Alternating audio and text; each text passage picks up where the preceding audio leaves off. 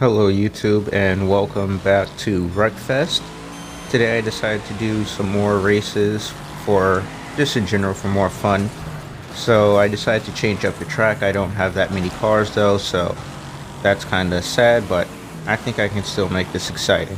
And we are here today at the Deathloop circuit as I kind of bend it and escape death basically due to the 40 flying cars. Also, I tried to rip the handbrake, but it's not really that good in this game, well, for normal racing.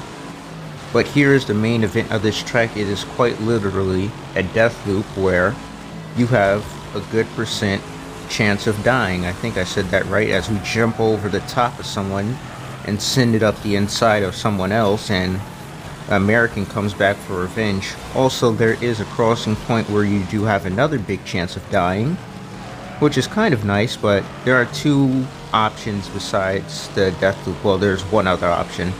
You can take the death loop, which is slightly faster, or you can go off to the side where I'll probably do it this lap, where it's not as dangerous, but it is slower. But I didn't do it this lap. I'll probably do it next lap or another one later. But as you can see, the death loop, you do have a chance of dying, as we nearly died there. Tapped whoever that was in the air, and just hopefully bring this car home, as there's a Crown Victoria in front of us and this Mini just decided to commit sewer slide. Now we're going on to lap 3, brake as late as we can, get closer to the Crown Victoria, and just decide to try to see if I can get into the slipstream, or if there is any in this game. I'm not fully sure. Just land on the brakes and turn in as hard as you can, do a little drift to get the car rotated. And this time we do not go for the death loop, as we take the slightly longer route that includes you having to brake and turn. So I think it's not only probably safer to take the death loop because the AI just like to punt you into other people, but maybe I do believe it is actually faster, since you stay on the gas the whole time as the Crown Victoria gets wiped out in front of us. And we're on to lap 4 as we nearly brake and send it up into the next wall. Just a little wall tap here for everyone, exciting. Now, there's another thing about this jump. There could be crashes also. If you do not turn in fast enough, you will go into this wall just like I did. Except now the car that crashed me is completely dead. So let's go to the death loop again.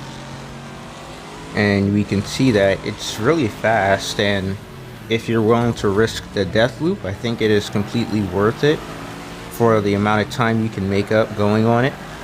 Also, it probably saves you from having to be brake checked by AI, or this little go-kart that's next to me, for example. And I'm pretty sure it keeps your car safe. I don't see many people crashing in it. Only at that little bottom section, as we jump over 3 different cars there and just drift around this entire corner a little bit too much, going the inside hard. Now we're going for our last turn around the death loop. It seems to be very clean and spacious. I wonder how this track will be online. Not fully sure, as we nearly kill ourselves going into the next car on another jump. So that is, I guess, another big danger of the death loop, is nearly committing sewer slide. And that is race 1 for today. Welcome to race 2. This is like a city circuit that's part racetrack, part city circuit, I guess. And there seems to be a van or two in this with us today. And that's kind of nice, as someone's rear wing just goes flying over my head. And there's a sideways Beetle, there's a Mini next to me, which seems to have a lifted front bumper. Not sure why, but we'll see.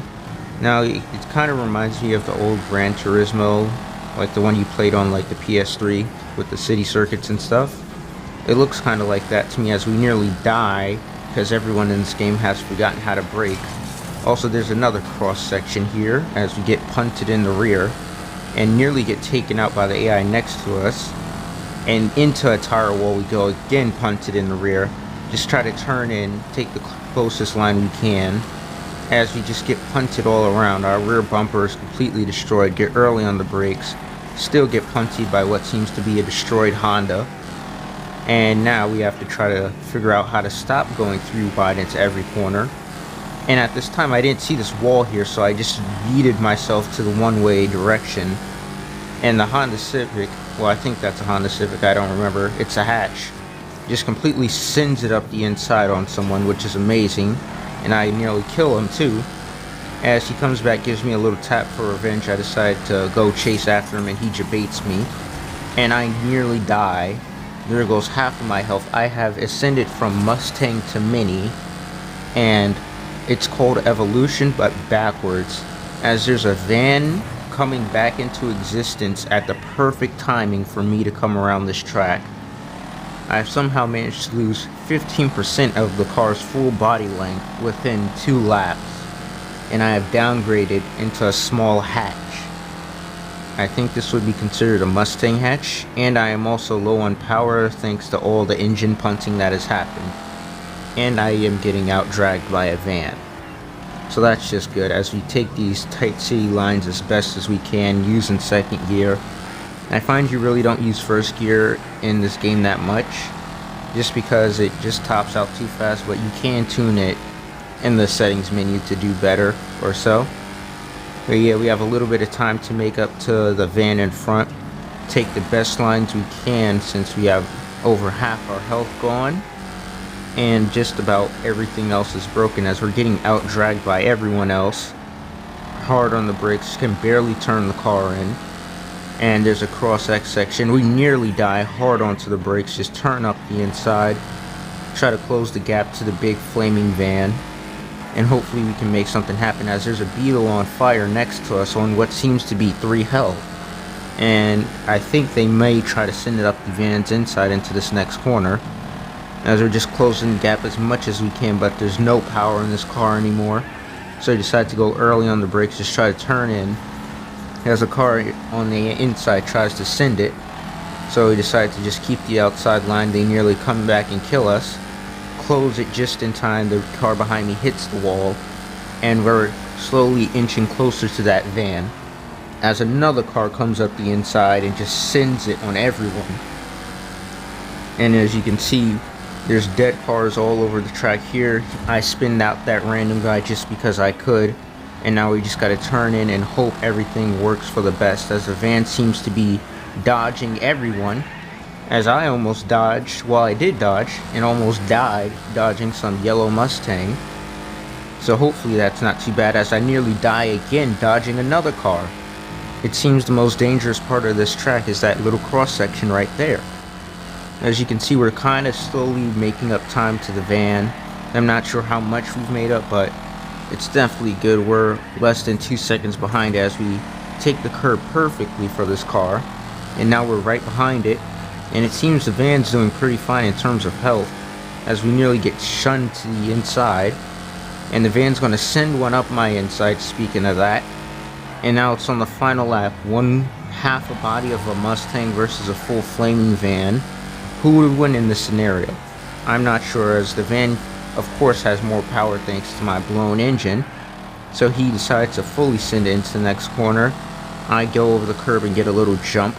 While we make it in, I brake early, just try to hold the inside line. The van swerves out, and I think that is a P13, which doesn't sound impressive, but when you quite literally have half a body of a Mustang, it sounds impressive, as the van completely comes back for the ultimate send of the century, and I do the same move on him, nearly going into the barrier. As the van has the inside, I brake early, do an undercut strategy on the van with my half a body of Mustang, and ladies and gentlemen, I think that is a P13 if the van cannot catch up here. As I nearly choke it, I send it into the wall, and the van has taken 14th, well 13th. And that is the end of race 2. Now we are on to the third and final race of this video. I decided to take our little pink mobile dirt racing. So it's just a dirt oval, but with a slant mini basically, which hopefully doesn't do too bad, as there seems to be a Firebird and a Crown Vic next to us, which hopefully doesn't interfere. But as you can see, the cars really don't like to turn in dirt, as what seems to be the Firebird next to us keeps losing it on all the corners, and so does everyone else. The advantage of my car is I'm front wheel drive, as the car dies on the outside lane, I'm surprised I didn't even think you could die that fast on this track, and that was lap 2. Now we're on to lap 3. The van punched someone else out of the way. We're using our front wheel drive car, which is kind of a big advantage, I guess, as the van also dies on the outside lane and just gets flipped over. And we're using our little Mini to the best of our ability. We already have about 5 fenders broken, as everyone's sitting on the inside. Now we're getting behind. We're in 6th place. If you know that reference, you know. Now we're going to try to send it on the outside of this Datsun, I think it is. Or maybe the inside, as another Pontiac comes down flying. The Datsun nearly spins out wide. I can't get the momentum to pass him on the outside, so I think that's going to be a 6th place. Or can I? And I think I have. And that is a 5th place. Thank you for watching. Yeet. Waste another day, eyes on my display. You say we need a change, and I feel that you mean it. You mean it. But you're so right.